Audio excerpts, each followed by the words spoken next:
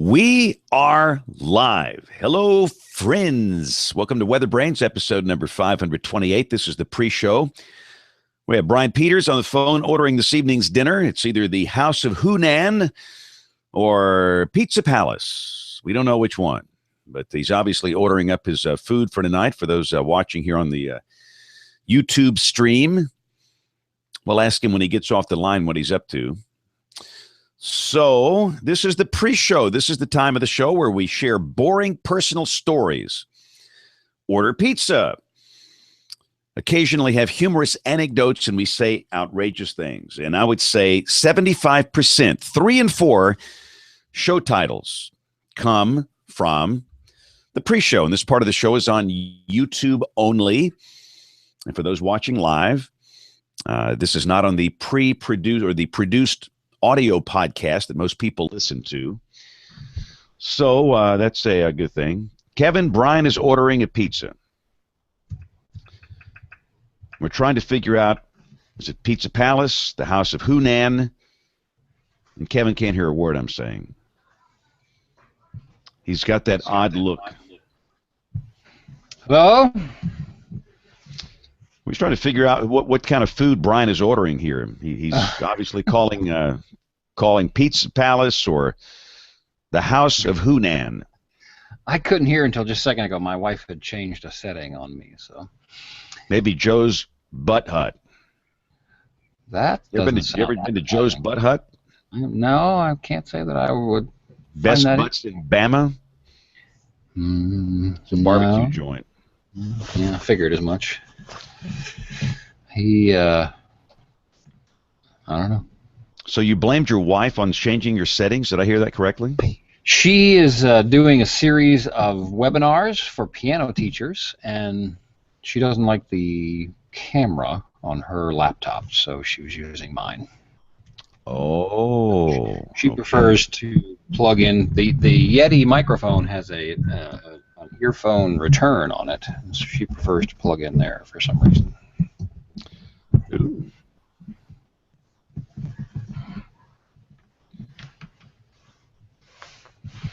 So, what's going on over there?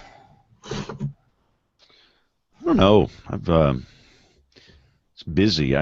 This is our first year as an empty nester, so I have decided to accept a number of requests for my presence at weather conferences. Yes. So that's I'm on the tour right now. In Nashville this past weekend, Mobile this coming weekend. I thought the empty nester was you're supposed to spend more time with your wife, not with strange weather people. Yeah, that I've clearly got it wrong. I was hoping she'd go with me to Mobile, but I don't know if she can. We're building our last house before the move to the graveyard. This is the last one. The next move after this, we're going to Elmwood Cemetery.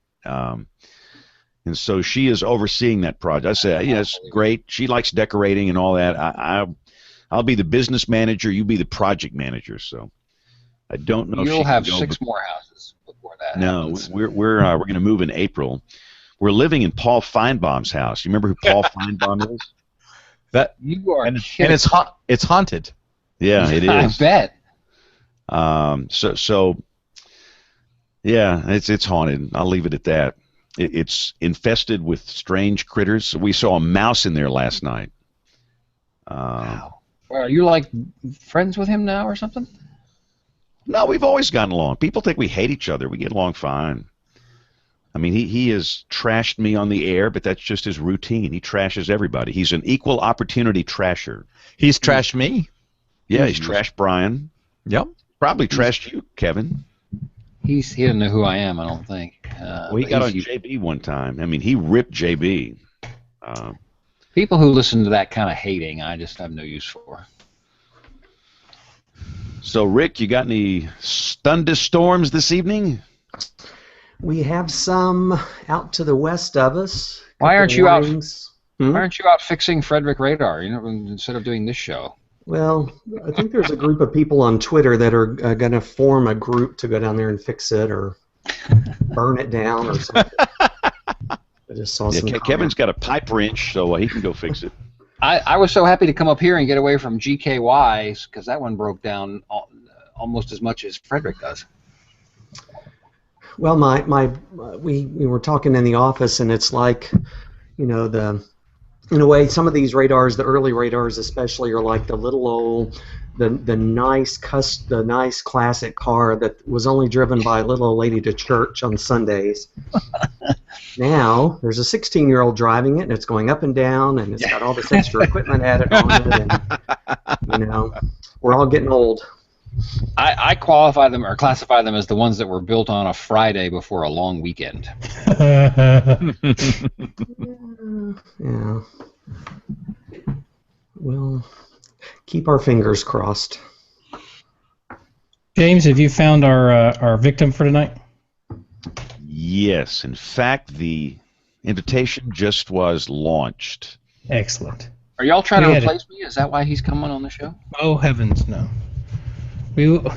I don't get why you're not so, you're making me do all the accelerating. I've given up. Acceleranting. I've given up. That's a good term, though. Yes, you're the accelerant because you are the one who does all the acceleranting. Acceleranting. Well, I have an announcement. Breaking news. I'm leaving WeatherBrains. We interrupt this program for a CBS Radio Net Alert Bulletin. I do not like this, Sam. No one leaves WeatherBrains. You know that. He said with a pregnant pause, early tonight because I have to be at the polls before 6 tomorrow morning. The North Pole or the South Pole? Or both? P-O-L-L, not the P-O-L-E. Well, you didn't spell it. Who's going to win? Brian Oh, good Lord. Pole Nobody. position. Yeah, there you go. There you go. Meteorologist by day, Colonel Sanders by night. So far, James, I have ticked off probably 85% of the weather staff at ABC 3340. No, so it's like, so here's the deal. So tomorrow, and we'll talk about this before we roll the audio here. So our morning guy has a stomach virus. He's out, and so we typically have our weekend Met to come in and handle the morning shift when he's out. And she said she could handle the early morning newscast, but she couldn't do the midday because she had an appointment that's been on the books for months. So, Brian, what do you think that appointment was? I have no idea. Guessing it's a standing appointment of some kind or another. It would be a hair appointment. Yes. You're kidding me. And she sent me that email? Good Lord. Oh, and see, Brian is working the polls, so he can't come in. But no, she had an appointment at the hair parlor. And let's compare these now. If she doesn't show up at the hair parlor, nothing happens. If I don't show up at the poll, the sheriff comes after me. Yeah, he'll be arrested. And I've got this thing at a senior adult deal at a church. There'll be like 300 people there spending the book for like a year. Wow. Well, I could tell from her email that she was, shall we say, ticked. Welcome to the world, ladies and gentlemen, the real world. There's no crying. There's no hair appointments and weather. You just get the job done. Absolutely. Well, I'm sorry that it has ended up that this poll day conflicts with severe weather. That is the best show title ever. We can't use it because it's not on the thing, but why not? That hasn't stopped us in the past. There's no hair appointments in weather. Yeah, that is a great show title. Not for this group. No, I was about to say hair is not happening, and so that's the other problem. We have severe weather possible tomorrow, so yeah, it's going to be an interesting day. But my days are always interesting. Hey, Dennis, can you hear us? We can't hear him. We can't hear you. Your lips are moving, Dennis, but no sound is coming Might have out. to hit the gear up there and change your audio source. That usually works for me. And we can live without the video, but the video looks good, but we got to have the audio. I mean, we're not hearing a word. We had a great test this afternoon. It sounded good, and audio was clean without any feedback. But boy, the video is clean. Dennis, how the hell do you expect to become the accelerant if you can't talk? That's just how good he is. He doesn't have to talk. He can This is We'd like not to starting welcome well. all of our viewers on James Span 24/7 who have just joined us to catch that. Hell! We are 30 seconds out, so we're still not on there yet. We are not on the cable television. I am not impressed so far. Dennis, I would help you, but I don't know what to say. There's a gear, and you should be able to choose your audio source up there. You're not muted. I Can't see. I'm on the muting. software side. So apparently your system is choosing some type of audio source that doesn't exist or is not providing audio. We'll give it a second here, and we'll get this thing started. Hey, we can't start without technical difficulties. No, that's Another show title. another show title.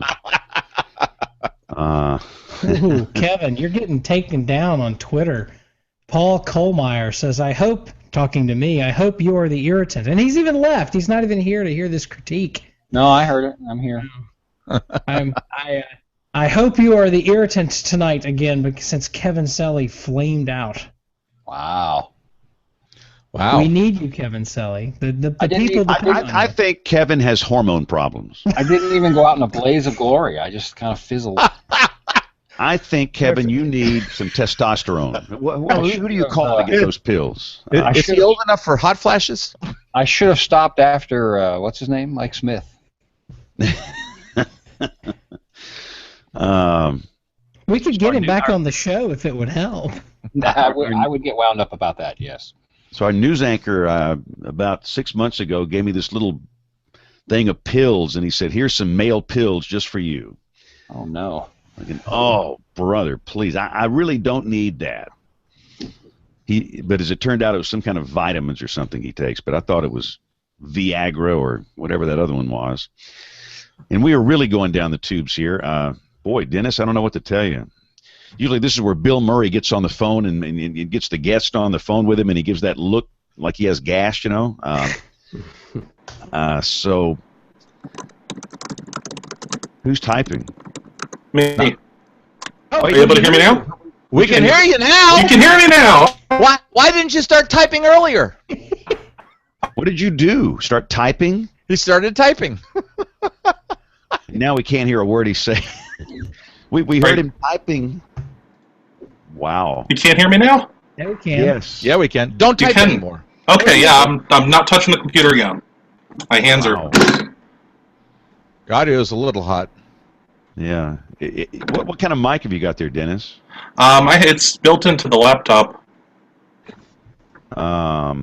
Did you lose my audio again? Hot. No, it's there. It's a smidgen hot. I don't know if you can if you got any input control or controls where you can bring the gain down. If not, we can live with it. But Yeah, I can give it a try here. Let me see. I'm afraid to touch anything. Well, it did doesn't you matter do to now. get The show's over. We've done it. Yeah, about to say, Okay. yeah, we're done. It's a wrap. Is that any better? Yes. Yes. Okay, perfect. All Hi. right, let's get this sucker going before it blows up here. So here we go. Recorder 1, recorder 2, and here we go in 5, 4, 3, 2, 1. This is WeatherBrains, episode number 528 for the 29th of February. Hey, it's a leap day and a leap year, which also means this is the last day of meteorological winter. But for some of us, it felt like the first day of spring. Thanks for joining us. We got a few people out tonight, but I still believe this will be a fantastic, riveting program. Looking at the absentees, Aubrey, and thankfully they sent some notes in. Aubrey sent a note and said she was just exhausted. So she got the big job, the chief meteorologist job, and now she's not showing up here. Yeah, she's exhausted. Welcome to my world. And Bill Murray said he's out, and he didn't say why. And by the way, welcome to our cable television viewers watching on the channel known as James Span 24/7. Dr. John is out tonight. What would he say? He's got papers. He's got 2 reports he has to write. The life of a certified consulting meteorologist means occasionally you have homework that is due on a specific day and time. He's doing some forensic work, I think. So Dr. John is out tonight. But I think everybody else is here, including Rick Smith, whose eyes... So everybody is here except all the people who aren't. Yes. So Rick Smith, his eyes are focused on that radar tonight, huh? Yeah, actually, it's on NWS chat, and if necessary, I'll switch over to the radar. But yeah, we got a few storms out to the west, and got a severe thunderstorm watch out until 4 a.m., and not expecting too big of a deal, but little excitement. People are in town for the National Tornado Summit, so they'll be awakened later tonight by a little thunder, but it'll just create atmosphere for the summit starting tomorrow. Explain what that is, I've Rick. come out to Norman, you guys have been kind enough to spin up the storm machine. I think the last time I was out there was for the extreme weather workshop, and I'm pretty sure they tried to keep us all in the tornado shelter, but a couple of us slipped out and went upstairs and watched it. Yeah, that usually doesn't work, trying to keep meteorologists in a tornado shelter. And I just brought up the Oak City radar, and holy mackerel, those things are hotter than a pistol. There's a lot of lightning. And after we had 2 cars totaled last May by hail, I spent the afternoon cramming 2 cars into a 2-car garage. It's seldom used for 2 cars, but on nights like this, I'm not taking any chances. Hey, Rick, explain what that is, the National Tornado Summit, for those that don't know. National Tornado Summit is actually organized and mainly by the Oklahoma Insurance Department. It's primarily a conference for insurance companies, insurance adjusters. It's a national conference.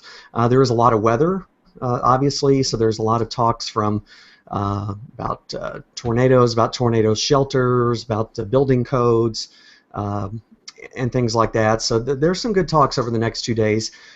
We used to have a national severe weather workshop here, and that kind of faded away. We folded what was left of that into the National Tornado Summit. So there is a track of presentations and talks you can go to that are the last vestiges of that severe weather workshop. But some good talks the next couple of days, and looking forward to it. I'm doing a talk tomorrow and doing one on Wednesday, so should have some. Will those be live streamed by any chance? I don't think so. They haven't done that so far, and I'm aware that they're going to do it this year. But you'll have to rely on the NTS 2016 hashtag for the. If you can find some budget for a little travel, I'll come out and live tweet for free. Just have to get me out there and feed me. Hey, we live tweeter for hire. We'll work for food. Not a bad gig if you can get it.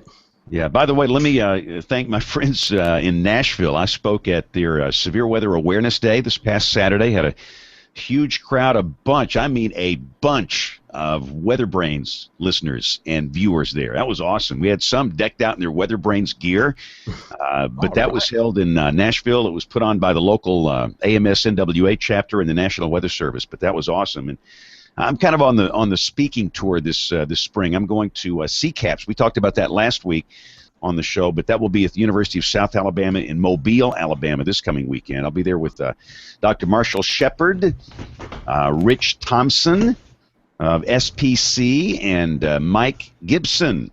The Gibson Ridge guy will be there, so we'll have a whole bunch of fun at that. Kevin Selly is in Wichita Falls, Texas, who is also watching the radar tonight. And he is muted. I can't hear a word you're saying. Turn that thing on, man. There I am. I'm actually not. Rick gets to watch his OKC radar, whereas I get bupkis from the Frederick radar, which is currently malfunctioning. What's wrong with that thing? I don't need any more grief about the Frederick radar, okay? No, it wasn't directed at Rick. I get a little grief.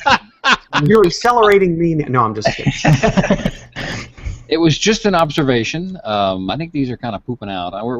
Technically we're under a watch, but the cloud tops to the west and the Panhandle are warming, and I'm not real excited about this watch until 4 a.m. But of course we'll keep an eye on it as always. And just baking in the heat here, it has been hot, hot, hot. We almost hit 80 today, and it's been warm around Texoma.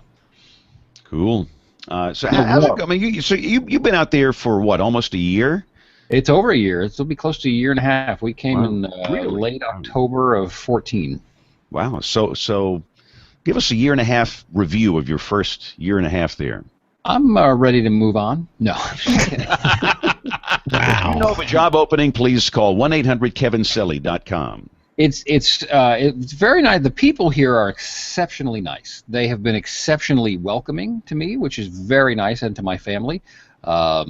It's a lot different. It's much more different than the Dallas-Fort Worth area than I would have thought, because it's not that much further west. It's about 2 hours, 2-hour drive to the northwest, but it is very, very different. I like it. I joke with a lot of people. It's a very, very small town, very cozy, but I mean, the year before I came up here, I was spending literally 3 hours a day in the car commuting, and now my one-way commute is 6.5 minutes. So yeah, I lived in Plano, Texas, in the mid '80s, and drove to Dallas, downtown Dallas, every day. And there would be days where it was 4 hours on the road. And I work, weird hours. And this was back before, this was back when the North Central Expressway was very bad. I mean, it was not improved. It was a disaster. It was called the North Central Distressway. Yep. but I'm thinking to myself, this 4 hours of my life is being spent out here. And I look around and I see people, in their cars, and their veins were bulging out in their neck. And they were pounded on the steering wheel. They were just getting road rage going. This is not working. No, it's not. There's nothing you can do about it, so you kind of don't realize what it does to you. But then when you get out of it, it's a nice relief. Because we go back down to Dallas-Fort Worth, with some regularity. In fact, we're going this weekend. I hope anybody within the sound of my voice is going to the TESA conference this Saturday. Please come up and say hello. But we're going to drive down there for that in Colleyville. But the minute you hit I-35W north of Fort Worth, you can feel the tension in your body, and these people are just driving crazy, and there's construction there, and it's just not fun. So all in all, pretty good. I went to that TESA conference once. I think it was the last or second last year I was in Texas. Thought the conference was fantastic. It was great. It was one of the earlier years, and Martin and the group did a really, really nice job bringing in some great folks and some good content. It's actually, I think, the first time I met Mike Smith in person, because I think he was there. Representing AccuWeather. Nah, it was fine.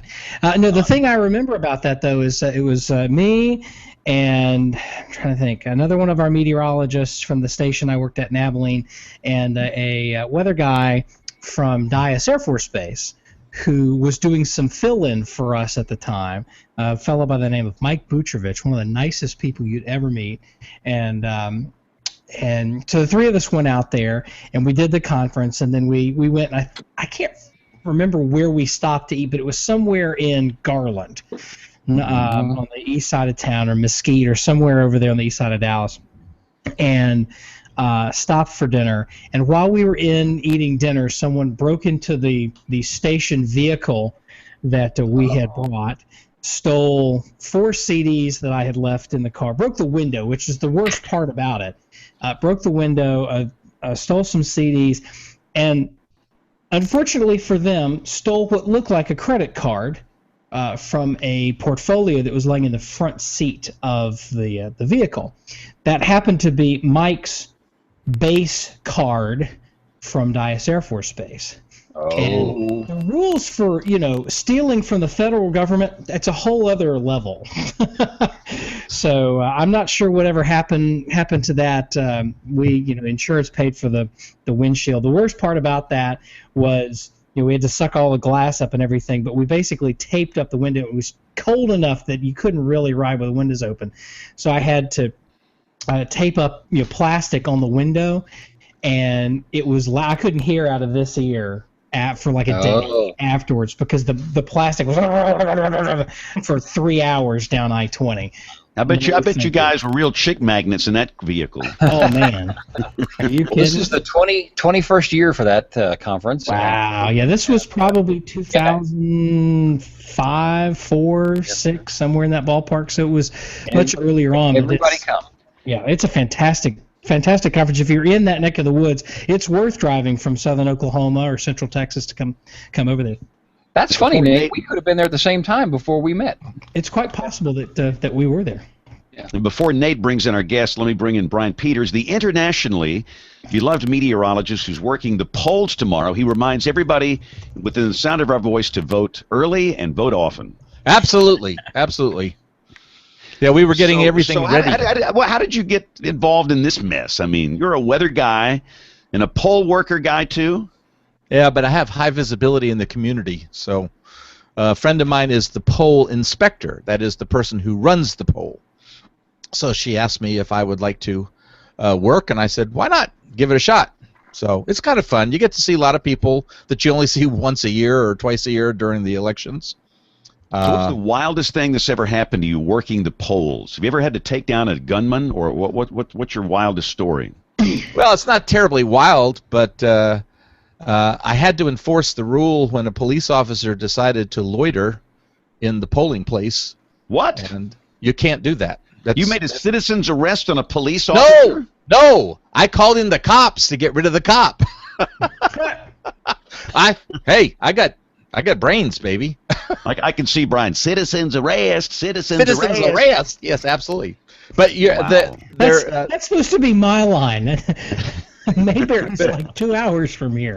Believe it or not, there is a law in the state of Alabama that comes about because of all the shenanigans that went on in the teens and 10s and 20s and early 30s about sheriffs and local police establishments that would intimidate citizens at the polling place.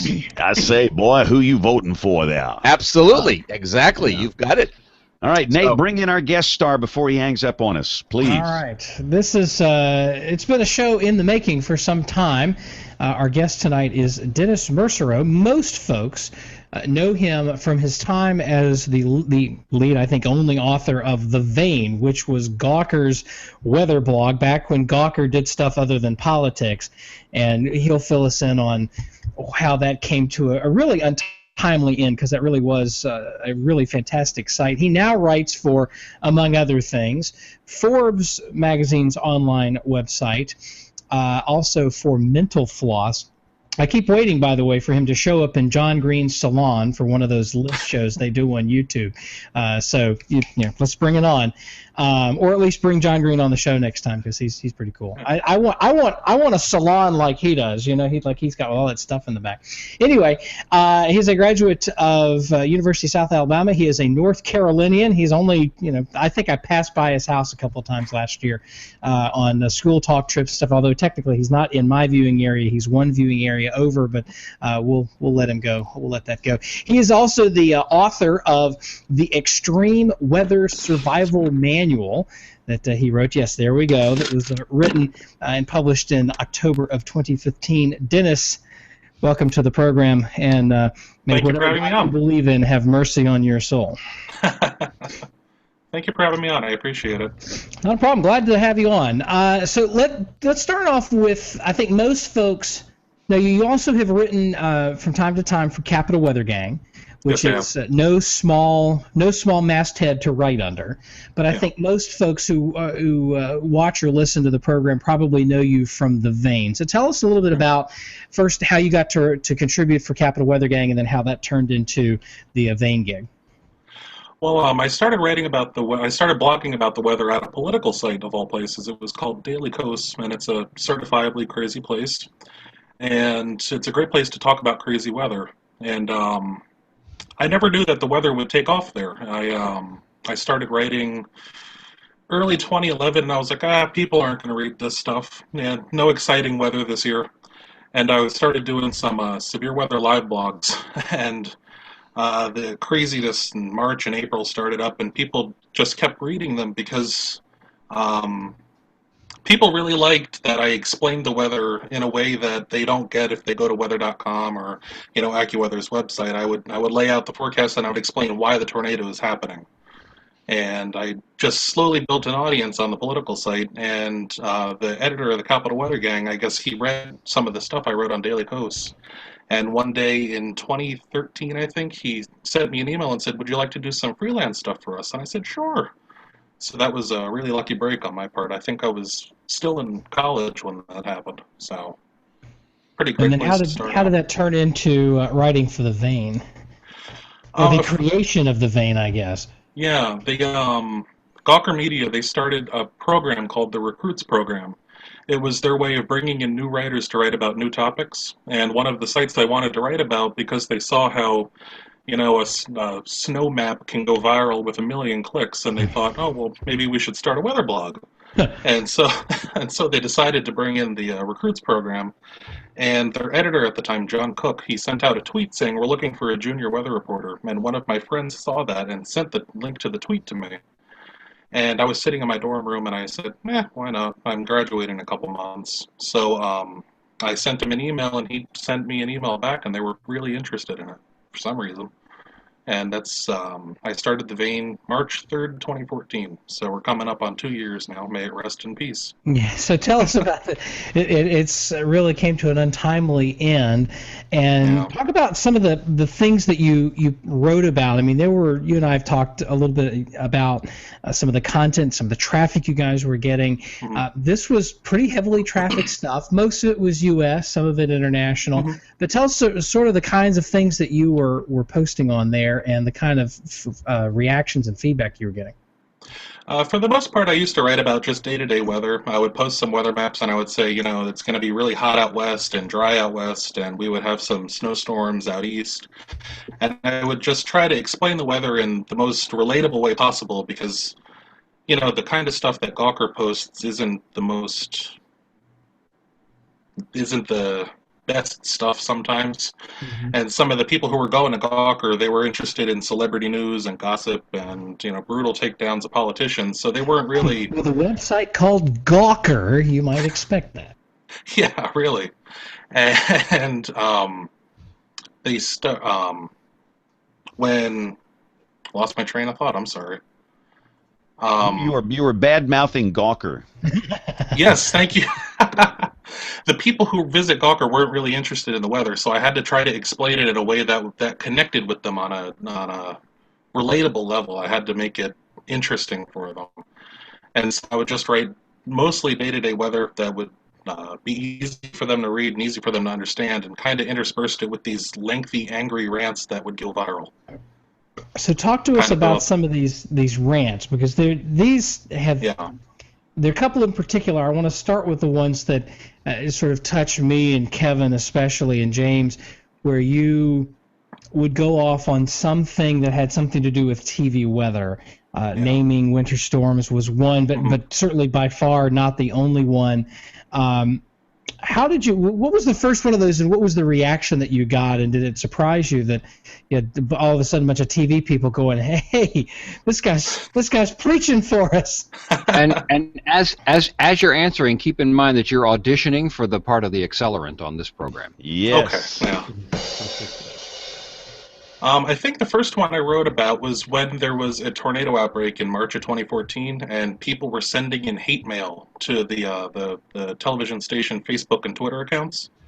And I posted a rant about how people should not do that, because it's really stupid when you think about it, because they're complaining, oh, I'm not going to be able to get to see my soap opera, even though, your neighbors are dying next door. They don't care. As long as you get to see the end of The Young and the Restless, you're fine, And I think that was the first one. And then this one a day or two later was when news stations started writing about a haboob in western Texas, and people were freaking out over the term haboob, saying, "Oh, it's called a dust storm. We don't need to, rename it." And so people were going crazy over that. And then one of your epic rants was about chemtrails. And chemtrails. Got you some chemtrails. I don't think it was. I don't.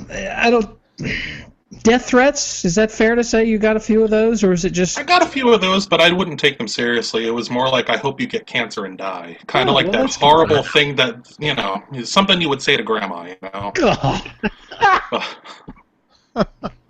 But yeah, the chemtrail posts were the biggest reach, and they still last. Late last week, a newspaper in Cyprus copy and pasted one of my entire posts and published it in their newspaper because they're having elections soon, and the people there are going understandably crazy. Not that we would know what that's like. And one of the issues there is chemtrails, because the activists have kind of taken over, and they think, oh, well, we need to get pressure the politicians to stop spraying. And they publish the post, and I've been getting some very fun feedback from that. And Still. yeah, still. That's I amazing. love that. So, because you and Jacob Wyckoff, who we in retrospect probably should have had him on tonight, the two of you guys have been sort of in the forefront of at least recent sort of bear poking with regards to the chemtrail crowd, and both of you, I think, is it fair to say you enjoy it? I do. It's fun to poke them because no matter what you say, they're not going to believe you, and I just kind of enjoy the different ways that they'll combat the posts that I write, because there is actually a conspiracy theory out there right now that I am not a real person. I am a government-generated personality in a computer in the CIA somewhere. So, yeah, this is your proof. I might be a lizard person underneath the human skin here, but I'm a real person. So, and he's on this show now. Tell us, you were invited to do Weather Geeks with Marshall Shepard. Tell us about that experience. That was a lot of fun. And hold on, I have to set this up because at that time you were giving the Weather Channel no short amount of grief about not just winter storm names, but a whole host of things. And so Marshall said, "Come on down, let's have you on my show here." And you black helicopters. You and I got in a conversation with black helicopters one night. Tell us about that and the tour you got and the treatment you got when you were down there in Atlanta.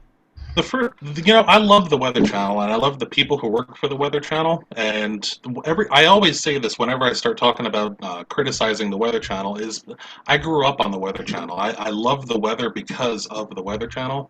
And when I criticize them, I know this sounds so cliche, but it's from a place of love, because I want to see the network succeed, and I want people... I want elementary school kids and middle school kids to be able to learn about the weather the way I learned about the weather from the Weather Channel. And I want everybody who watches it to be able to get the weather in a timely manner without having to wait for Scruffy Huffing Woods Fest to finish up. There's your show title right there. Scruffy Huffing. There's so many show titles here, it's going to be hard to pick one. Can you spell that one? And so I've gone off on them a lot about a lot of their some of their practices, the shows at the air, their website, their winter storm names, on and on. And I talk to their president, Dave Clark, all the time. Well, not all the time recently, but a lot on Twitter. And one day he invited me down to the Weather Channel, and I said, okay, sure. And I was kind of nervous at first because I expected them to kill me and throw me in the river next door. They didn't, and they were actually really... They don't have any rivers in Atlanta. It's all been paved over with highways and parking lots. I looked that up because I was worried about that. The Chattahoochee is a mile away, so I was aware. I was aware of my surroundings. And you have to note with your folks to say they were really nice to me. I was really happy.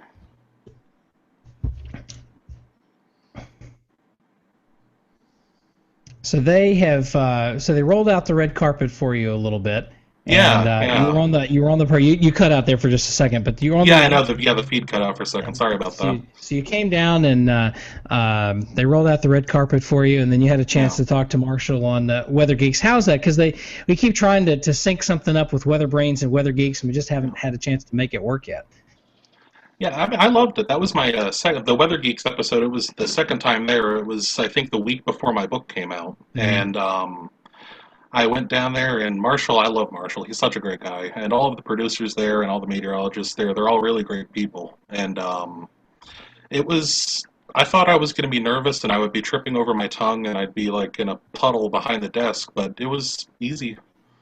And we talked about the book and we talked about some winter storm or not. We talked about winter storm names and we talked about weather myths like people who still open their windows before a tornado.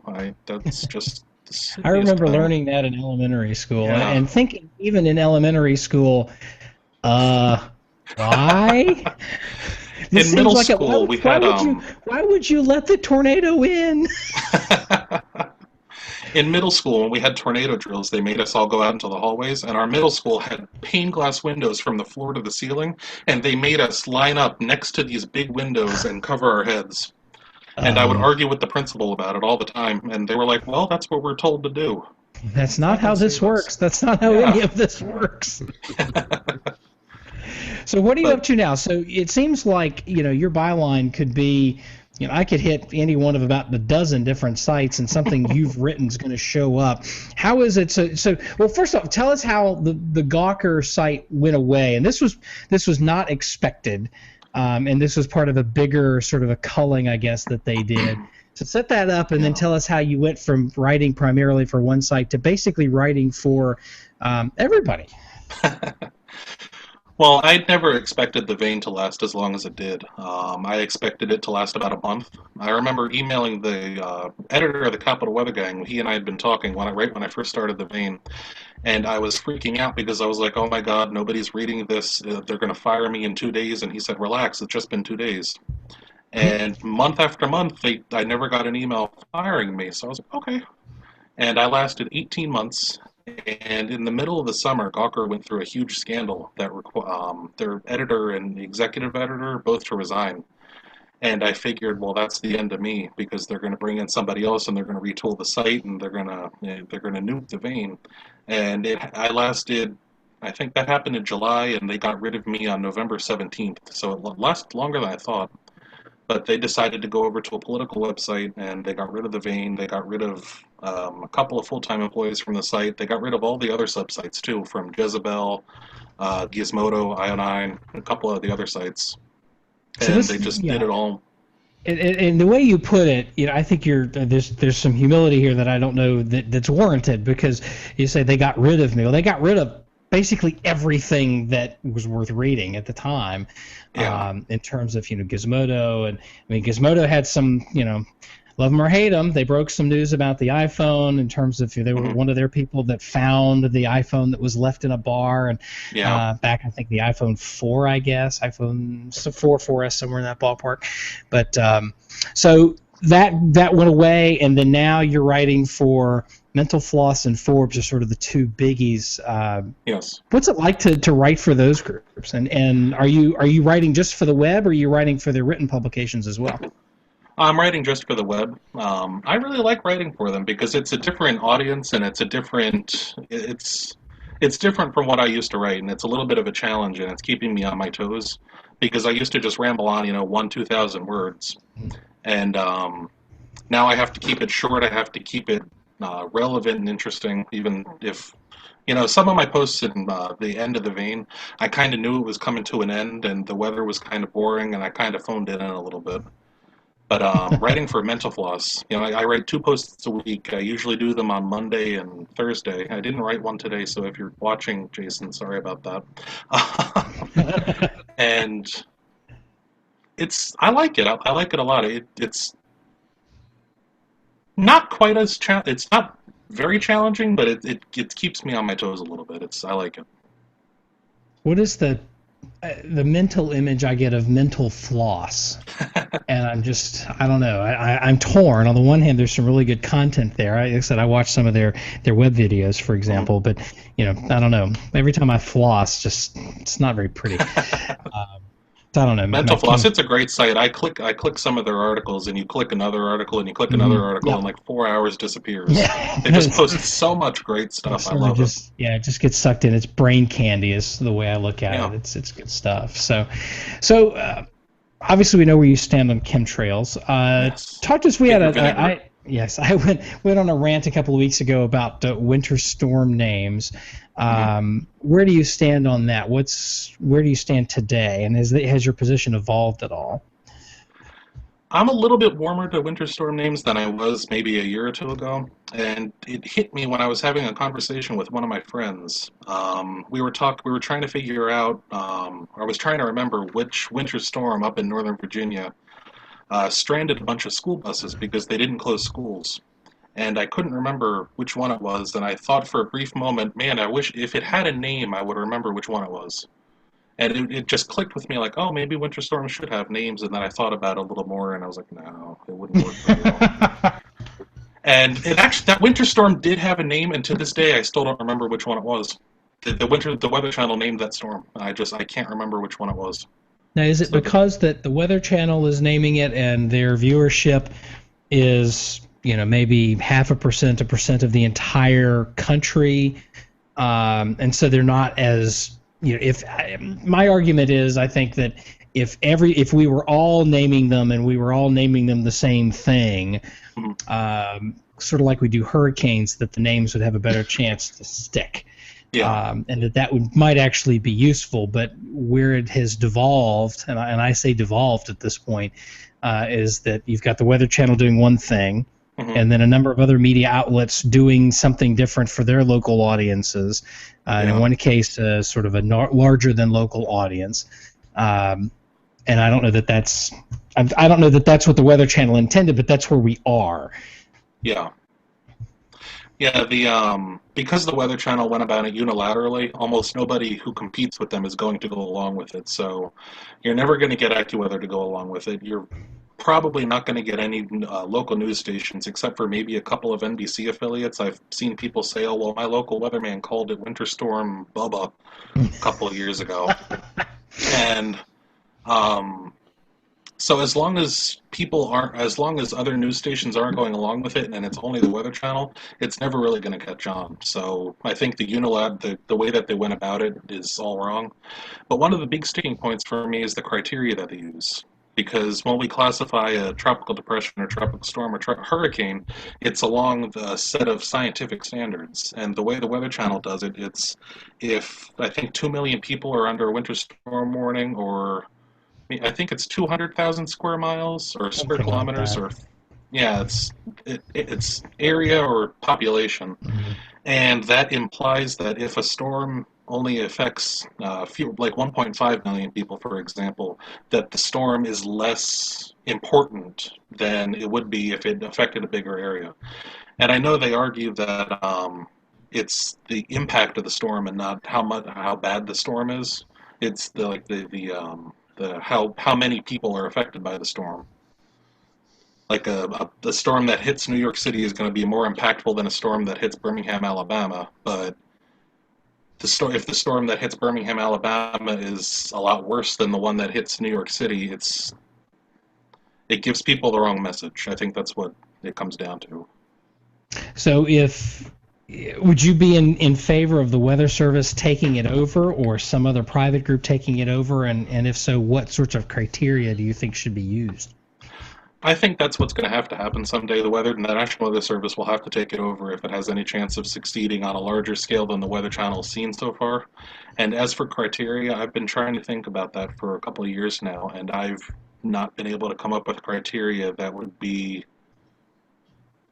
scientific enough, I guess. But I'm also not a meteorologist, so maybe that would be why I've never been able to come up with one myself. But it seems like a lot of degreed meteorologists can't figure that out either. So if you're not a degreed meteorologist, how are you writing all this good stuff? I mean, you write like somebody who knows what you're talking about. I slept at a Holiday Inn Express last night.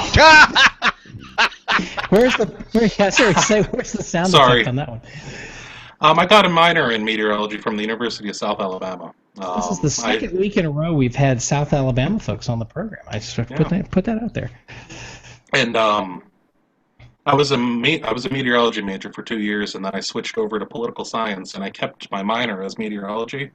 And then as I was finishing up my political science degree, I started writing about the weather. So it kind of worked out funny like that. How'd that turn into a book? I mean, I don't know that a whole lot of folks think about, geez, I'd love to write a book and get published one of these days. But for people who do, I mean, that's sort of especially for somebody who's fairly new out of college, to be able to crank out a book that's been published by, not just, some local shop that printed them out and stapled them together. But it's actually a sizable book, and you could find it at a Barnes and Noble. I mean, it's a nice thing. Tell us about it.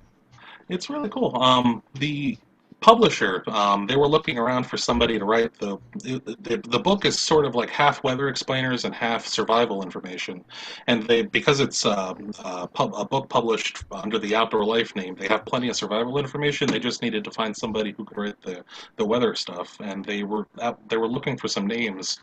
And a mutual friend of the editor of Outdoor Life suggested my name, along with a couple of other people. And the publisher sent me an email, and they said, "Would you be interested in writing this book for us?" And I said, "Yeah, sure." It just fell in my lap like that, and it was the coolest thing. I was so grateful that happened, and I worked it out with them, and we started the book, and we started it last January, and we finished it in May, I think. And then it went off to the publisher, and they printed it, and it released in October. Brian, were you going to ask a question? I thought I saw you. No. Okay. So, what's next for Dennis Mercer? Are you going to be running your own site again? Is this still going to be contributing in a number of other places? Another book coming? Taking over for Kevin? What's the... I don't know what's next. Because when I started my last semester at college, I didn't know that I would start the vein in a couple of months. When I started last year, I didn't know I would be writing a book. When I got fired in November, I didn't know I would be writing for Mental Floss and Forbes. So everything changes so fast, especially when you're in digital media like this, that I don't know what's going to happen in a couple of months, but hopefully I'll be able to continue writing about the weather, because I really like doing this. I really like being able to help people and to help them understand the weather and be prepared for it. Hey, Dennis, had a quick question for you. I've admired your work wherever you've been, and good job on the book and everything. I've also admired your social media ability to deal with all kinds of people, and obviously you do things on social haters, media. and know-it-alls. There you go, among others. You probably are able to respond to people different than I could, maybe, if I was at work. But I mean, what are some of your tips or suggestions for dealing with some of these? I don't know what adjective to use that would be kind. What James said. Those people, the trolls, the folks that disagree with you. I mean, there's a lot of people that you've had to that have come at you, I'm sure. Oh, yeah. And I just, how do you handle those fine folks? It was hard at first, because I think starting my blogging career, that sounds like such a horrible term, but that's what I'll call it for now. I think starting writing at a political website really helped thicken my skin a little bit in dealing with people who furiously disagreed with me, I'll put it. And it helped me respond to them in ways that would not get me banned from the site. And it helped me deal with people who were yelling and threatening and getting really personal. And so it's almost second nature to me now to be able to brush off someone who comes at me on Twitter hoping that I die. And it's kind of sad that just stating science, water condenses in the atmosphere. That's a controversial thing now, because people don't want to understand science. They want to think that the world is a big science fiction novel when it's not, and it's pretty sad. And chemtrails isn't the only thing. I mean, some of my opinions about the weather, like I wrote in March or April of last year, I wrote a post saying that communities needed to stop funding tornado sirens and kind of wean people off of it. And that was my most controversial post on the vein. If you look at the comments, it's just filled with the most vitriolic, personal, threatening insults you've ever seen on the internet, and that completely took me off guard. So we live in a bizarre world and I've had the same problem, Dennis. I feel the same way about sirens, and again, they serve a purpose, and shouldn't take them down, but I've had the same problem, and you to survive in this world, you have to have a certain ability to handle these people, and if you handle it the wrong way, you just can't do this. And I've seen a lot of people that can't, and they ultimately get out of this. So you have mastered the art of dealing with the haters and the know-it-alls and the trolls. And I really do salute you, because most people Thank you. don't have that skill. Thank you. I appreciate that. But let me show you this. I can do a screen share for those that are watching. I thought this was just fantastic. All right, so for those that are listening, you wrote this piece called Blizzard 2016, Frequently Asked Questions Answered, and you wrote this back in January. I mean, how do you get the idea to do this? I mean, this is funny stuff. I mean, there's good information, but it's just funny. I mean, what prompted you to do this? Do you just wake up and decide you're going to do it, or do you plan this in advance, or how do you do it? No, the funny thing is, I was making a bologna sandwich when I thought to write that post. And I was trying to... So are you saying that you're writing now, you're inspired by bologna? Yes, I am, yeah. Okay. That's how I was able to write about chemtrails so much and deal with the trolls. You took the words right out of my mouth. The best part of this thing, all these questions, it says, well, first off, will school, and you spelled it SKOL, B with the letter B, closed, CLOSD, and then the number 2, MRW. And then you said, the answer, for your sake, I hope not. I mean, that comes awesome. from looking at all of the if you ever have the opportunity, the next time there's a snow day and you look at a local school district's Facebook page, it's flooded with their students like yelling at the administrators to close schools, and they do it with the worst grammar. I mean, it's not even text speak, it's just not being able to type, and it's horrifying. And the great thing about our school district here in Wake County is they will sling it right back. I love that. Yes, Oh, they get really snarky. I love that. And then you got a question that says, I wish I had a job where you could be wrong all the time and still get paid. And the answer, I hope your pants rip when you're far from home. Rick, I laughed so hard when I saw this thing. I just had to sit down and just it made me happy. So Rick, can you respond on the Weather Service Norman webpage with that sometime? I mean, oh my God, I wish we could. I don't know, but I've done something similar to this, not exactly, but I've done a frequently asked questions during severe weather, because we get the same questions all the time. What time's it going to hit my house? Are there going to be any tornadoes? How come your outlook's different? So we just try to do a frequently asked questions sometimes if I'm doing Facebook. And, it's people, I'm not quite as snarky as some of yours were. I wish I could. But it helps. I mean, it really does help people. It does. You anticipate the questions you know they're going to ask and just get it out of the way. Mm-hmm. Because people follow a pattern. No matter how many severe weather outbreaks there are, no matter how many blizzards we have, they ask the same questions over and over. You can predict them, just like I did with that post. And then you got the one down there that says the Virginia Snowstorm Action Authority 3000 weather page said that we're going to get. And then the answer, the page is also run by your friend's 12-year-old cousin. Ignore it. Oh, man. I mean, I wish it didn't stop. I mean, this is one, you just want to keep on going on and on and on. It looks like you wrote this on is this a personal blog, or what's the source of this? Yeah, that's my personal webpage. I put it up there. I think that was the second or third one, and it got more than 1 million hits in a couple of days. And that one post was bigger than anything I ever wrote on the Vane. Wow. And it was probably all meteorologists sharing it with their friends, saying, "Look how great this is." Yeah, no, you got some social happy that I'm media able to help. Yeah. So let me ask you this now. So this is an interesting question, and here's the problem, Dennis. We all know, at least in my opinion, what we're doing now is just not sustainable.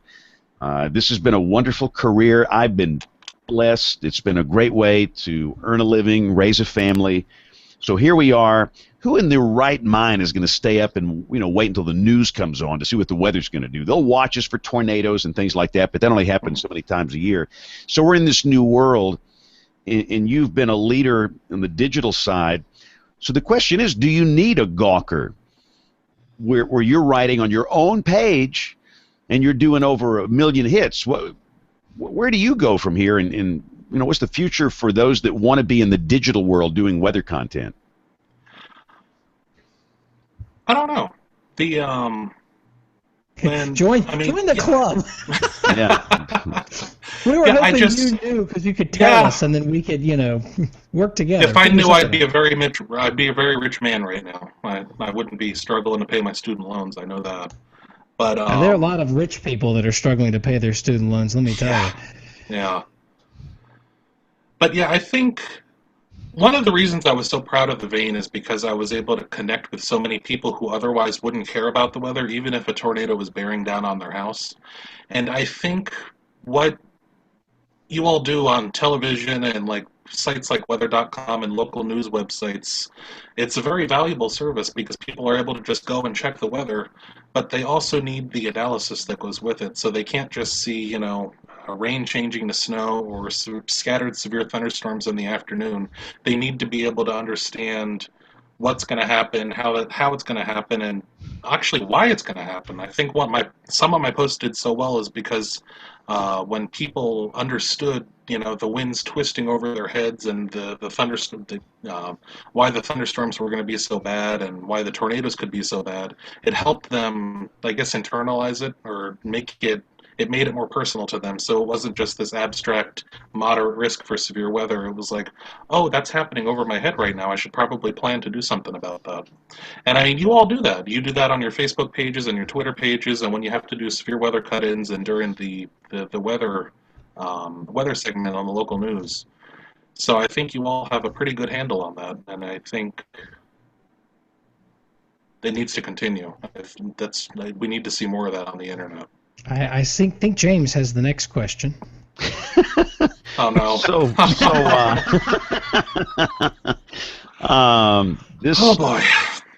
So one of the problems we have a very bizarre assortment of people that write weather on the internet and on social media that aren't necessarily qualified, and it's a gamut. You got some students in meteorology that they have some good background where they can write this stuff, and then you got these outliers like this guy.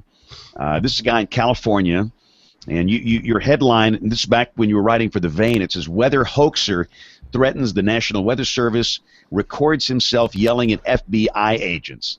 And I was just going to ask, did this person come after you with a lawsuit or anything, or threats? Oh yeah, oh definitely. Before I started writing for the Vane, I went after this guy on that political website, and about a week before I started the Vane, his brother sent me Facebook messages that were probably worse than anything I got from the chemtrail people, and also probably worse than anything I got from the tornado siren post. It was unbelievable, and I was sitting in my dorm laughing at that, and it was so good that I had to take a screenshot and publish it on Facebook and Twitter because it was just like a work of art. I don't think the mafia could write a better hate mail than that. And I mean, they go after you hard, and it's really sad to watch it because it's just sad to see that kind of thing happening. And they go after people who don't know what to do. I mean, like if they go after you or if they go after me, we can kind of brush it off. But if somebody out there in the weather business or out on like weather Twitter, they say, oh, this guy's crazy, and he starts going after them, it's going to freak them out. Even though he's probably never going to be able to leave his house because he has an ankle bracelet ordered by the state of California. But yeah, it's really sad that things like this happen. And the majority go ahead. I'm sorry, Dennis. No, I was going to say the majority of the people who write about the weather on Twitter and stuff, they're doing it with good faith. They're trying to use what they know to explain the weather to people who follow them on Facebook and Twitter and Tumblr and all the other sites out there. But it's these couple of bad apples like that Johnny Depp impersonator over there who they know what they're doing, and they're manipulating people, kind of like those fake news websites that say, oh, so-and-so celebrity died, so they can get 12 million clicks on Facebook and reap in the ad revenue, and they leave the rest of us to clean up the mess. But the way I see it, with these guys, it starts out, and many of them are well-intentioned, and they'll start writing these outrageous forecasts involving tradition, and they know the hot buttons. They've learned, like in the southern U.S., if you forecast a snowstorm 2 or 3 weeks in advance, people are going to read that, and they're going to share that, and they're going to click on that, and they're going to like that. And they develop this big loyal audience because they're giving them ear candy. They're telling them what they want to hear. And this audience, even if they're wrong every time, it really doesn't matter because they're just hearing this ear candy. And the people and the writers, they start to feel powerful because they might have 50,000, 100,000 likes on Facebook, and it keeps growing.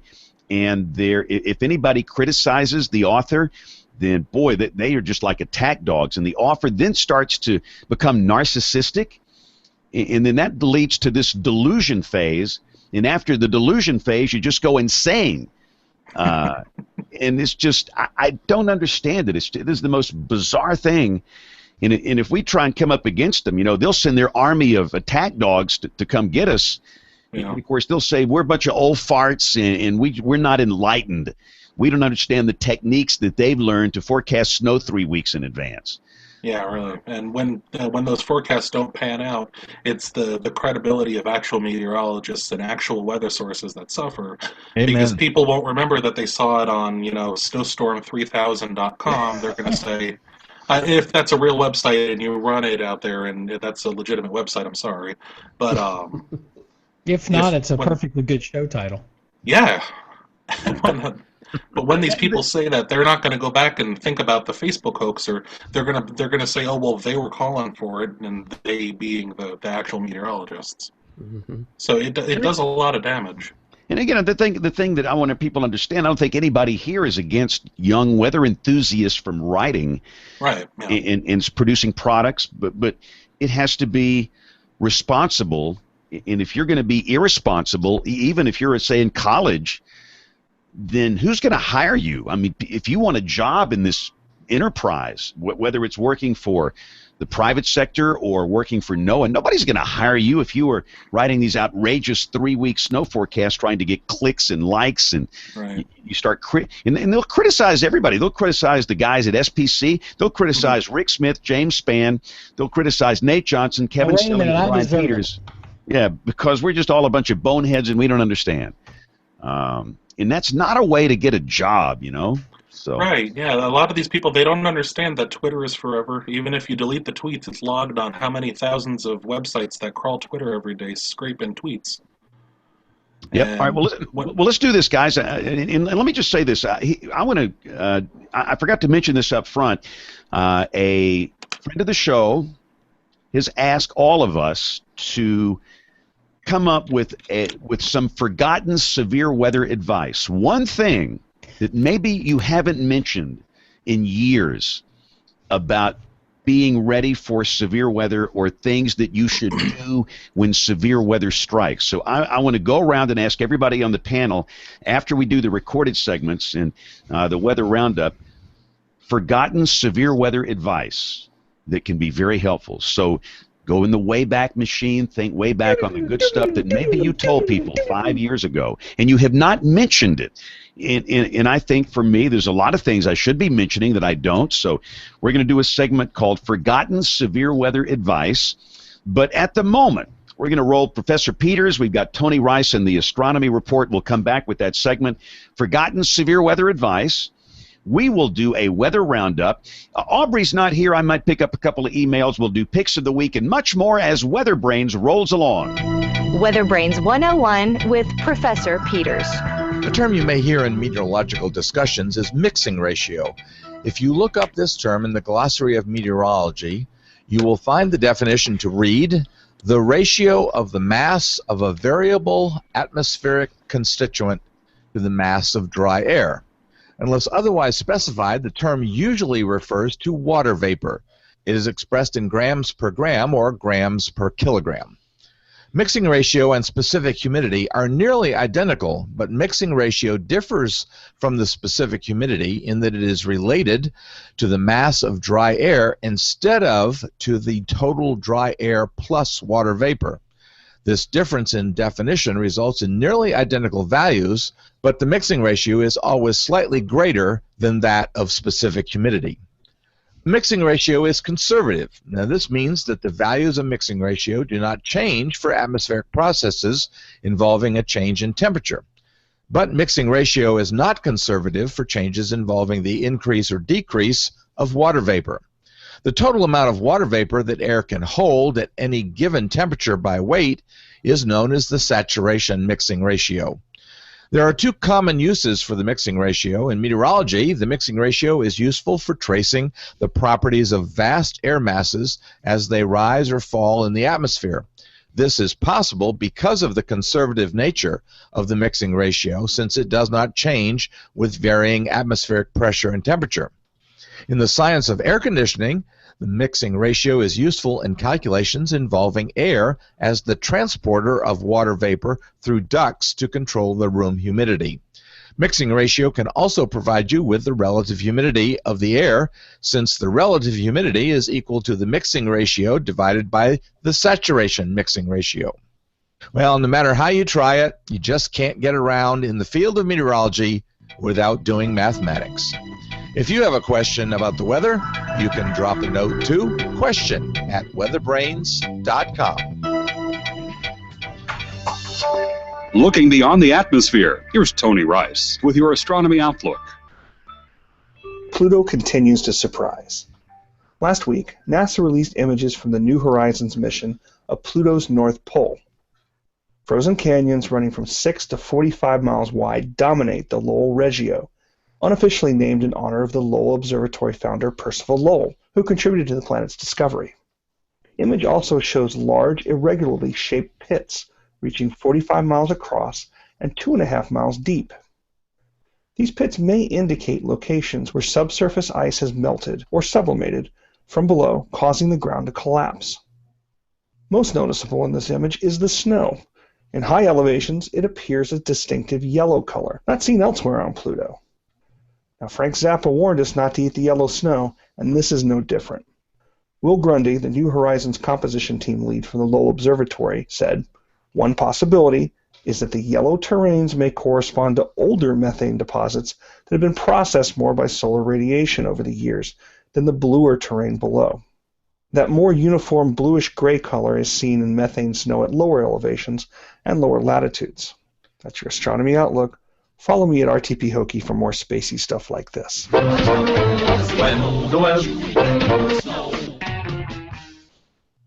I messed up his outro. Tony has a new outro. I feel horrible. I totally fouled it up. Well, let's do a weather roundup here.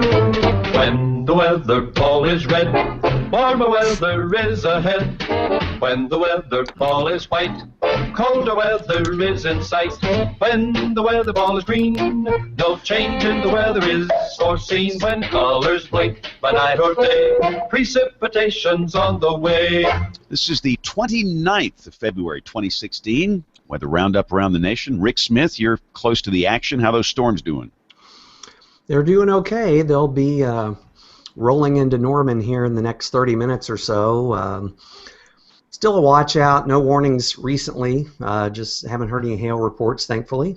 But, you know, some good rain. We're in need of moisture around here, so we'll take every drop we can get. But hopefully these will stay under control and we won't have too many problems. Hopefully you get the liquid drops and not the solid drops. That's right. We would rather have the already melted drops versus having to wait for balls of ice to thaw out. And the same storm system will pose a severe weather risk to parts of the eastern U.S. on March 1st, first day of our spring tornado season, first day of meteorological spring, from around New Orleans up to Cincinnati, and that kind of affects our neck of the woods. Brian, while Brian's out there working the polls on a severe weather day, what's the matter with you? Doing my civic duty. Oh, brother. Wait, hold on. Didn't you just hear Dennis say about how doing weather and covering severe weather events is providing a public service? Well, I've scheduled a different type of public service. So there. Oh, boy. And to the north, we'll have a strip of snow, and it looks like temperatures over the east will stay pretty mild for the foreseeable future. Down here in the deep south, we traditionally always have late-season cold snaps in March and April, so I think they'll have a few more to go here. But so far, so good. But I have concern, Brian. Yes. About an active tornado season. What say you? Me too. I didn't like. I do the weather blogs, you know, over the weekend, and I did not like the look of what you and I refer to as voodoo country. The GFS was forecasting a bunch of very active troughs for the second, week 2. So yes, I think it could be an active March. Something tells me that. And speaking of that, let's go ahead and do our little segment here before we do some email. And again, I think this is a great idea. Share just something that maybe we haven't shared about severe weather safety or preparedness. It's not in the mainstream, and there's so many things to think about. And I have lived through so many tornado tragedies here in my market, and I've had so much human suffering and loss of life. And I think maybe sometimes we just need to kind of go back and, everybody talks about getting the warning and get a weather radio and get an app and, know where you're going, small room and all that. But I think where I have missed the boat, it's the stuff in your safe place, wherever that happens to be. And I think people have heard us when we say helmets, that's proven that will make you, it will improve your chance of surviving if you take a direct hit. A batting helmet, a bicycle helmet. But a couple of things, I'm going to share two things that should be in that readiness kit. And this is one that I haven't talked about in a long time, but I had a family, and I want to say this was in the 1998 F5 that came through here. But what they had, they said it was a lifesaver. They had, for everybody in the family, one of these little two-way radios, a little walkie-talkie. Have you guys ever seen these? They're consumer two-way radios. You don't need a license. You don't need a CB license or amateur radio license. And Motorola makes them. And they were lofted. And this is horrible. I mean, this is just horrible to think about this. But the bottom line is they were separated, they were injured, but yet they were able to talk to each other with these radios. And don't think your cell phone is going to work. I know what you're thinking. Well, I got me a fancy cell phone. Well, good luck using that thing. If your neighborhood is taking a direct hit, there's a good chance cellular service is out, and even if it's working, it will be so overloaded it can't handle the traffic. So these little consumer two-way radios, you stick that in your pocket, and if by chance something happens, you can communicate with somebody else in your family to find out if they're okay. Do they need help? Where are you? And if you don't know where you are, what do you see? And that's one thing I wanted to mention. And the other thing, it's having hard-soled shoes. And I think I've said this more and maybe in recent months, but I know after the event 5 years ago here, we had many people that had severe, and I mean severe, injuries to their feet because they just had on their socks, they were barefooted. And look, I am a redneck from South Alabama. First thing I do when I go home, I take my shoes off. I mean, some of you city slickers, everybody on here is like a bunch of city slickers. Hey, now. You might leave your dress shoes on here the whole time. But if you are lofted, or even if you're not, if you have to walk over a tornado debris field with tennis shoes, with slippers, with flip-flops, in your bare feet, in your socks, your feet will be shredded. And I'll never forget what they said in the emergency department at Druid City Hospital, DCH Regional Medical Center in Tuscaloosa. They said people were walking toward the hospital from Alberta City. They're just walking to the light, and they were bleeding to death, and they were in shock. They were just walking toward a light. And many people in they said in the ER, their feet were shredded. And you don't want that to happen. So my forgotten severe weather advice, number one, you might think about, in that little kit of stuff, having a two-way radio. They're very inexpensive for everybody in your family, and just stick it in your pocket. And put on some shoes that are good, hard-soled shoes. You know, the kind that won't be pierced by glass or nails or shrapnel or splinters that are out there in a tornado debris field. So those are my two thoughts. So let's go around the horn and see if anybody else has forgotten severe weather advice. Brian, you're a retired WCM. What say you? Yes, as a matter of fact, when you prompted us with that question, it immediately brought back to mind that when I first started doing severe weather preparedness safety talks years and years ago, that one of the things we used to mention quite often was how during the spring severe weather season, primarily the spring severe weather season, that it's a good idea to police your property and pick up those small items that in severe thunderstorm wind can become very dynamic missiles. Using the example of the trash can lid that can become, can decapitate you if it's flying at 70 or 80 miles an hour. And that's something I know that I have not mentioned in any of my safety talks recently, is how it's important to reduce the amount of flying stuff around your property. Great advice. And I have not mentioned that in years. I've heard you say that, but I've not talked about it in a long time. So, Rick Smith, you're our other WCM in active service. Any thoughts on maybe some advice that we haven't talked about here recently? Well, I've been sitting here thinking since you mentioned that of something that we haven't talked about recently, and I don't know if I have anything that exactly fits into that, but I know that there's things that we've learned that we should be talking about after recent events, like a couple of really quick things. You mentioned the shoes. I mean, it's people don't think about how they're dressed. It's 85 degrees on a May afternoon. Well, you've got shorts, a tank top, and flip-flops on.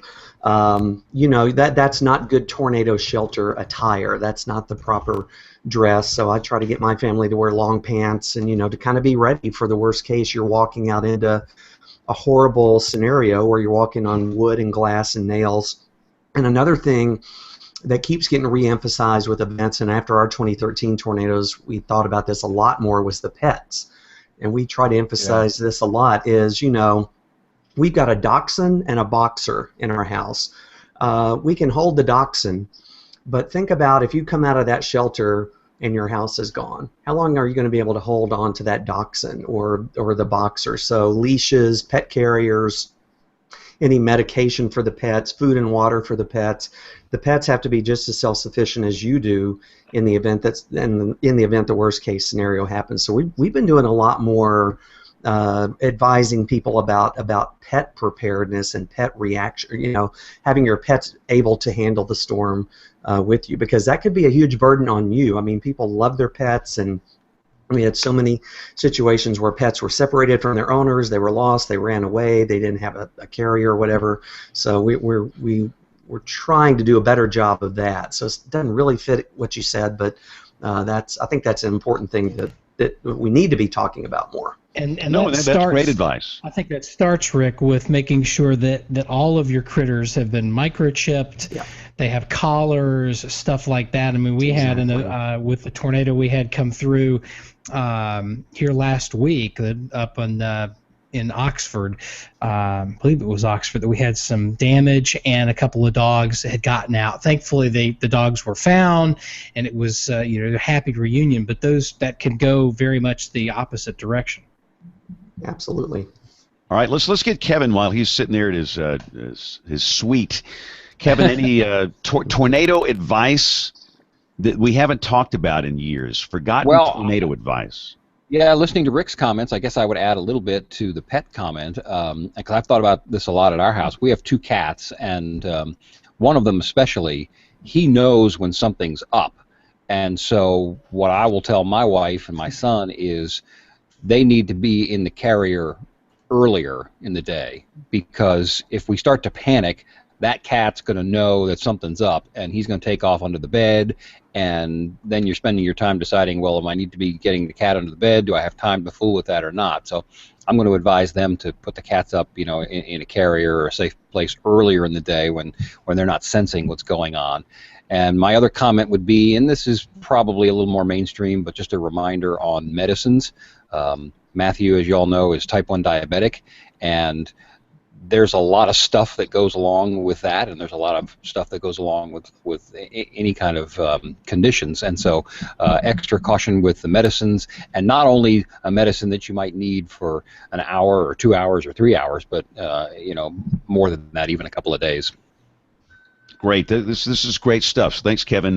Nate, any thoughts? Forgotten tornado safety advice? A couple of things come to mind, and for one, there's a thread, and I don't know that I would have picked up on this a year ago before I started doing the whole flying thing, but a large portion of flight training, especially at the level that I'm at, this sort of very basic level, is manipulating the airplane is really not that difficult. We spend a lot of time figuring out all the ways that the plane can kill you.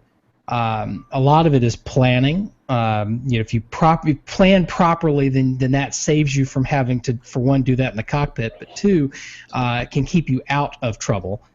But secondly, it's a lot of, what do you do if your engine goes out? What do you do if the engine catches fire when you're starting it? What do you do if, your battery goes out and you lose radios? What if you do da da da da da da da da?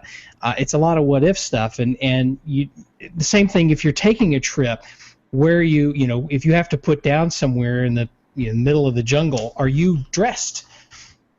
You may think you're just flying up to the beach for the day, and you've got your swimsuit on, and you think you're just going to have a grand old time. But what happens if you have to put down in the middle of a swampy, forested area in eastern North Carolina?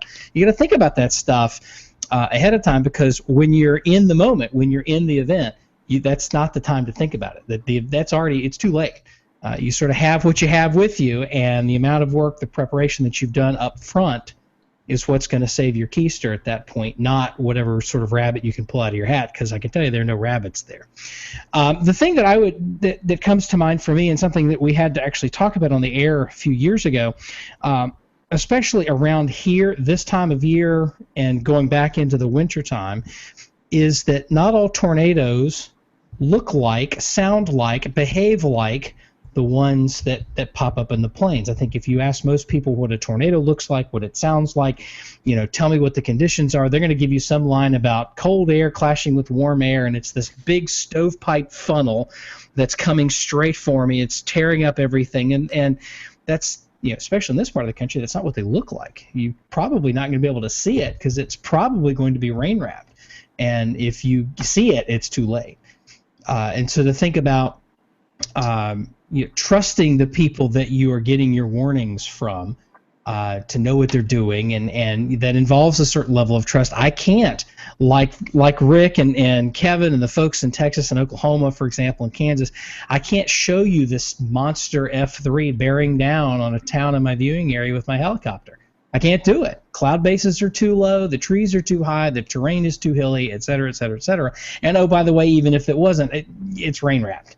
So you have to sort of take it on faith that we know what we're doing, that we're not going to try. I'm not going to blow out 6 hours of programming some afternoon to just hear myself talk. I don't like the sound of my voice that much. I can't imagine anybody else does. I can't imagine why you guys let me on the program this long. So that's why we have this show, so we can all listen to ourselves. So yes, that's exactly. So that's my thing. And then secondly is to think about, especially again in the South and the Southeast, tornadoes at night, and that's just a completely different animal. North Carolina is number one in the country in nighttime tornado deaths. That is not a number one that we want. It's not one that the governor wants to be putting on all of our Chamber of Commerce stuff, but there it is. And we have to think about that and prepare differently. That means having better warnings, better ways to get warnings at night. It means maybe having to suffer with the weather radio going off a couple of times and waking you up, because that's the best that we've got in some areas. Good thoughts, Nate. Dennis, any thoughts? Go. Can I add one more quick one that came to mind? Something that I'm increasingly worried about, and this is a message for the broadcasters and for people who like this show and listen to this show. I feel like we're heading toward a time where, in pursuit of the viral video, somebody's going to get hurt out there trying to get a picture of something and share it and go, global with the thing, and that really, really worries me. So I would exercise caution on that and telling people, look, I'd love to see your storm pictures, but please, be extra careful, especially after something passes, things like that. That's an increasing concern for me.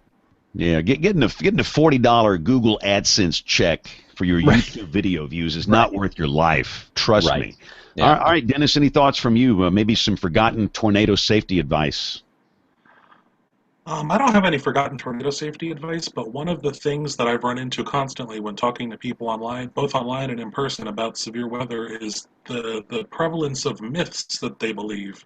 and then their belief in the myths, like opening the window during a tornado or staying in a certain part of your house because tornadoes always move from southwest to northeast, they don't. But people believe that, and when people believe these myths, it kind of, because they've heard them from so long and they heard them from their grandparents and their parents and their neighbors and their friends, it kind of takes over and takes precedence over the advice that they're hearing from their broadcast meteorologist on the local news, who's telling them, you need to get to the interior room, or you need to get into a basement, and you need to be prepared for the tornadoes that we're about to have. So I think we need to really deal with the myths that the people believe, and in order to help them. What's amazing to me is how many people believe that tornadoes don't happen where they live, and they've got wild reasons. Like, in the one I hear more than anything else, well, my grandmama said it's that way. And then they go into this, thing about a hill is over here and a valley is over here, and we've never had a tornado through here. It can't never happen, so I don't listen. And that's one of the reasons, if I'm not mistaken, that's one of the threads that they plan on pulling out of the tapestry that will be Vortex Southeast, is to actually take the Vortex concept, check it out in the Southeast, but also do some social science research on top of that to understand the sorts of folk learning that we do, and these things that are passed down from generation to generation. In some cases there might have been some event. I mean, this stuff just doesn't come up out of nowhere, and it's not that people are stupid or that they don't know anything about anything, but these things are handed down from generation to generation, and especially in this part of the country, in the North Carolina, back through the South and the Southeast and the Deep South. Grandma tells you something, you don't sit there and say, well, Grandma, No, I mean, you respect your elders. That's what you do. And so that's ingrained culturally in us to a certain extent. And I think that's one way that those things promulgate from generation to generation. All right, well, so I made an executive decision here. Once again, I'm the lead on the late news tonight. It's getting to be a routine. We have WeatherBrains on Monday night and severe weather on Tuesday. So I got to go across the hall. So we've got a lot of good email came in during the show tonight. We got a lot of email. Aubrey will be here next week to handle email. But, Nate, you've got a rant, and I'll let you take the show. You do picks of the week, and you can wrap it up. All right. So my rant actually folds off of Vortex Southeast a little bit, and a little Twitter conversation I got into, and I'm just going to go on a little rant. I know that there are some folks who believe that the way tornadoes happen is the same everywhere, and that tornadoes in the plains and tornadoes in the Southeast are the same thing, and that we don't really need to do Vortex Southeast because we can do research in Oklahoma and in the plains, and that will be just fine. It'll teach us everything we need to know. And that sort of got going on Twitter, and I jumped in and bit on it because it's not how that works. Yes, physics are physics. Tornadoes are tornadoes. They do have many of the same common elements. But much like you can take the same set of ingredients in your kitchen, and depending on the ratio that you use, and this much flour and this much sugar and this many eggs and this much milk, and how much of each of those you put in, the order that you mix them in, the way you mix them in, folks, that changes the end product a little bit. Yes, you need CAPE, you need the instability, you need wind shear, you need lift, you need moisture to cause thunderstorms. All of that's the same, but when you tweak the differences, when you tweak the ingredients or you tweak the order, the result is going to be different. Physically, yes, they're going to be the same, but you're going to run into... Kevin, you there? Are you trying to chime in? I'll take that as a no. So you're going to get different results. Now, the end result may be the same, unfortunately, but there are going to be qualitative differences in these things. The LCLs, just like we were talking about before, ceiling heights are lower. It's typically more humid in this part of the world, so the cloud bases are lower. The terrain is more of an issue than it is here. And unless I've missed something, we basically, all the way through my meteorological education, the friction term basically got ignored. We didn't talk about it because it was so complex. And I know those things are factored in some level or another as you get more advanced in meteorology, especially when you start getting into models. But we don't know enough about how terrain affects storms that may be borderline, that might tornado or it might not. And if it happens to come over the hill, well, we know if you stretch vorticity, conservation of angular momentum, all of a sudden you're going to get potentially some rotation. So this notion that Vortex Southeast is being run under false pretenses, that somehow that the tornadoes in Alabama aren't any different than the ones in Oklahoma and there's nothing to learn, is bunk. It's bogus. I think there's plenty for us to learn, not only from the storm mode and how we get from a clear blue sky in the morning to tornadoes in the afternoon, but the way those tornadoes look, how they move, how they form, how strong they get, and quite possibly more importantly, why it is that tornadoes in the southeast seem to kill more people than the tornadoes in the plains. And I don't think it's just that the plains folks are more used to it. So I think there's going to be a lot to learn. And Rick, you were sort of following along on that Twitter conversation this afternoon. You're in Oklahoma. Tell me I'm wrong. No, I agree, and I interjected a little bit in there, and I'm certainly not on the side that says this is a waste of money. I know some people were saying that the storms are exactly the same. There's things we obviously don't understand, and I think it's an important project, and I don't know that physically, the basics of convection, the basics of storm are pretty much the same, but you're right, there are other differences, the low LCLs, the low cloud bases, the terrain, the visibility, and I think some of the most interesting parts of the Vortex Southeast is going to be some of those more social sciencey, I hate to say that, but you know what I mean, components of why do more people die. It's not just that the people in Oklahoma are more used to it. People in Alabama and Tennessee and Mississippi go through tornado warnings all the time, sometimes more than people in Oklahoma. So it's not just that. There's more to it. So I think it's a worthwhile project, and I'm excited about it, and I'm certainly on the same page as you are on a lot of this. I'm really looking forward to seeing what they learn both in the meteorology camp and in terms of communication and social science in general. I think it's going to be a really worthwhile project. And somebody was saying, well, geez, that $5 million we could be using it on. It'd be great to put some gap filling radars, or a $5 million one-time research project is with potentially for renewal for another year if things go well.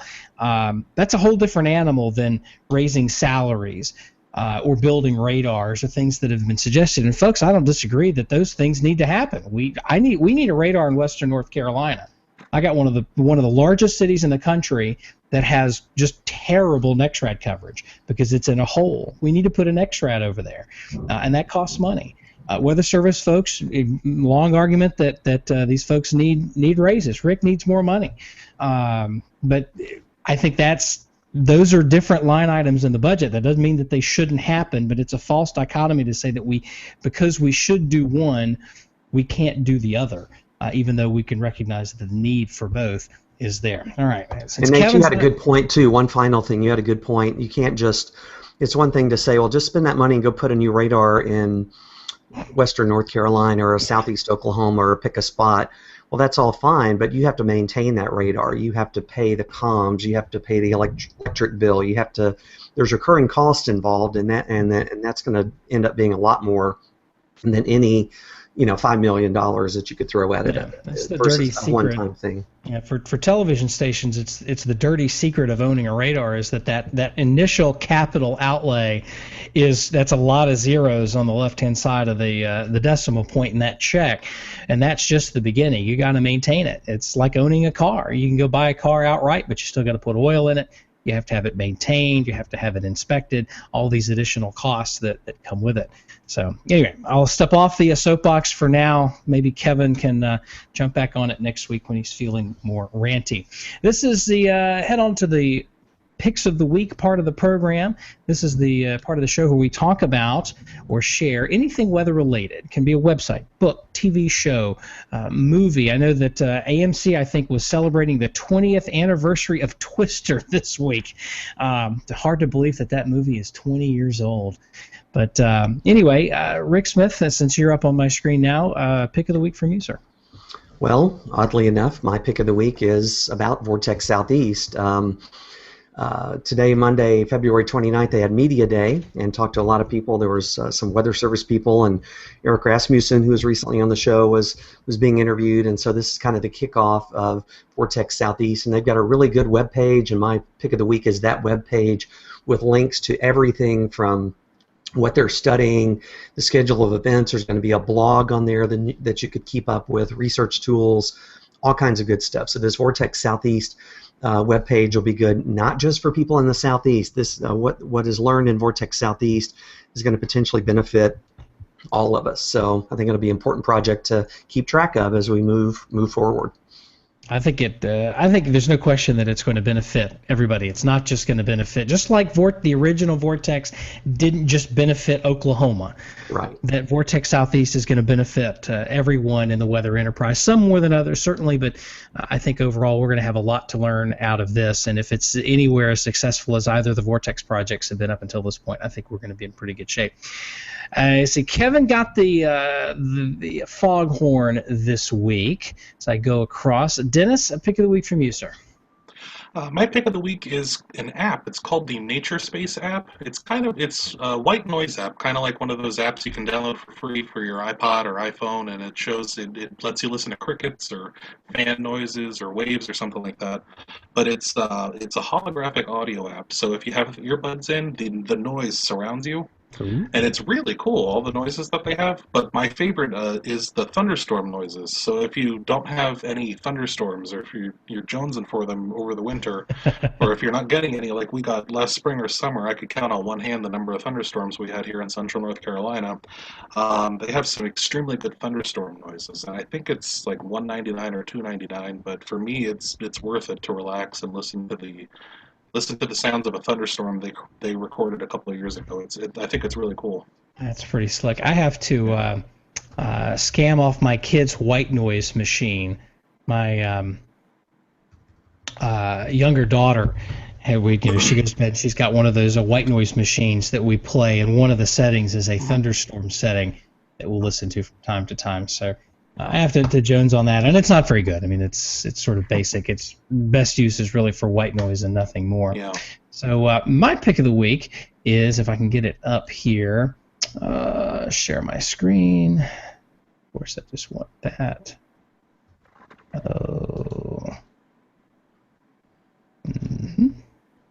And that's not really what I wanted to share. I'm sharing a picture of my Hangout, which is not really what I wanted to share. Anyway, my pick of the week is a post that I think was started by Skip Talbot, who is a storm chaser, among other things, and it was basically a bunch of memes using pictures of the various presidential candidates and things that they would say. For example, picture of Donald Trump: "I will build a 1,000-foot wall from Bismarck to Dallas, and the tornadoes will pay for it." I mean, that's just the other one that I thought was fantastic was a picture of Bernie Sanders. He said, "The top 1% of storms are producing 99% of the tornadoes." You can sort of hear him saying that, and even in my bad impression. Yeah, thanks. Not even good. But some of these, so the original ones were fantastic, and then folks have gone on and commented and added these, and they are just hilarious. So we'll include a link to that in the show notes. You can go to weatherbrains.com and check those out. It is definitely worth skimming through, not just the original post, but go through the comments and thumb through those, because there is some grade A humor. A little bit of it is PG-13, so if you're sensitive, but it's good stuff. It's definitely worth checking out. So Dennis, first tell us about the book. How can folks get a copy of the book, and then tell us how people can find you online, find your writing and everything else. You can get a copy of my book on Amazon. It's called The Extreme Weather Survival Manual. You can get it on Amazon. If you have a Barnes & Noble near you, it's available at Barnes & Noble. They sold it at Costco when it first came out, but I don't know if they still have it there. They might still have it on their book table. I got a Costco opening up in like 2 blocks from my house in about 2 weeks. So I'll check that and report back to you. Okay, thank you. Yeah, you can buy the book from Amazon's probably the easiest, because I know there aren't many bookstores left for it anymore. But it ranges between $15 and $20, and it's worth every dime. Says the guy who wrote it, but that's yes. okay. Buy as many as you can, all the copies. Very good. And how can folks get a hold of you online if they want to follow up with you? Or if You they can just want to follow. read your stuff? Yeah, you can on Mental Floss, on Forbes. You can find me on Twitter at WXDAM, and I have all the links to everything on there. And I also have links to my old posts at the Vein, to the post I've written for the Capital Weather Gang and for Forbes and for Mental Floss, and a link to the book on DennisMercereau.com. Mersereau. Very Fantastic. vowel-filled last name. Hey, that's all right. Can I buy a vowel? But that's all right. Well, thanks for being on the program. This is a fun Thank you so much conversation. for having me. I appreciate it. This is good stuff. I don't know that I think reading your stuff and you have your writing has at least on the Vein had a bit of an edge to it, which I enjoyed and appreciated, even if that meant I couldn't share it from time to time. Because Yeah, I think we had an exchange about that when I first started the Vein. we did way back in the back, but that Yeah. I understand different audiences and whatnot, Yeah. but had an edge to it, and I've been.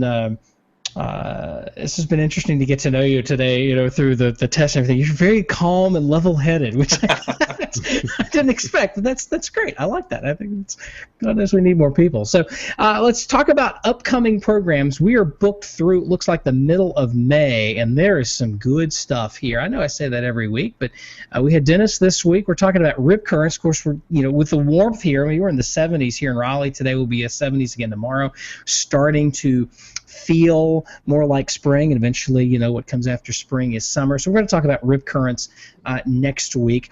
Joe Bassi and Ryan Vaughn will join us. Ryan Vaughn is, if you do TV and you think small market television stations are boring and they're just run by hacks and folks that are just trying, either folks that washed out of bigger markets or folks that are just green and have nothing to teach you, Ryan Vaughn's going to teach you something. He's a fantastic dude, incredibly smart, and will be on the program in a couple of weeks.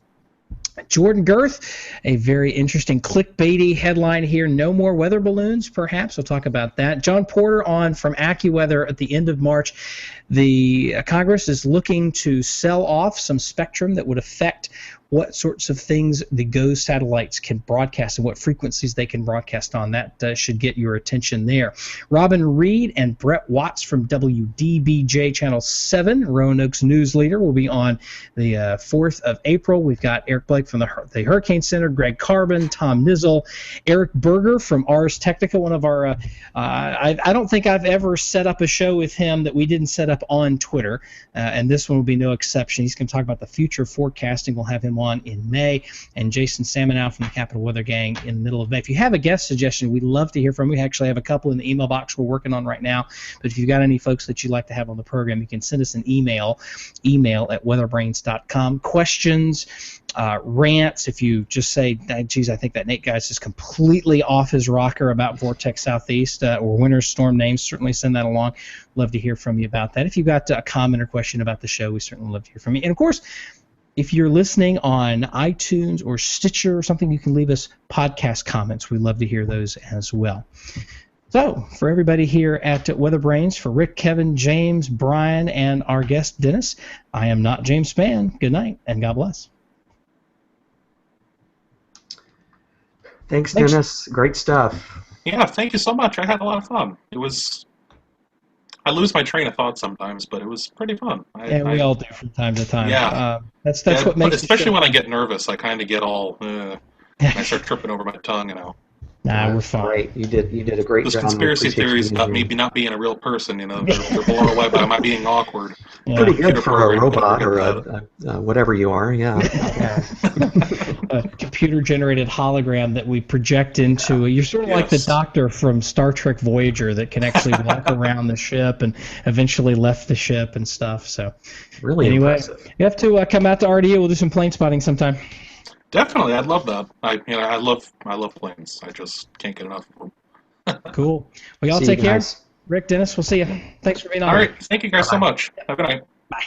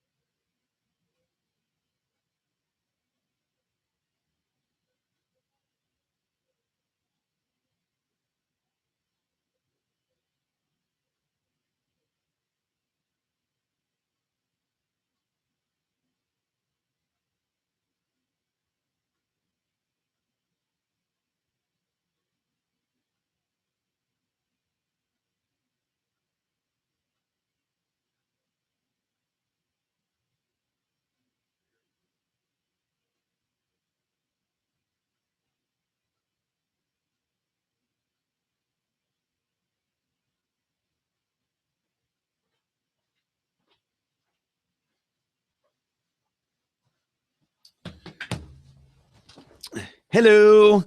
Hey, guys. Thank you all for watching. Love having Dennis on the show tonight. Great show.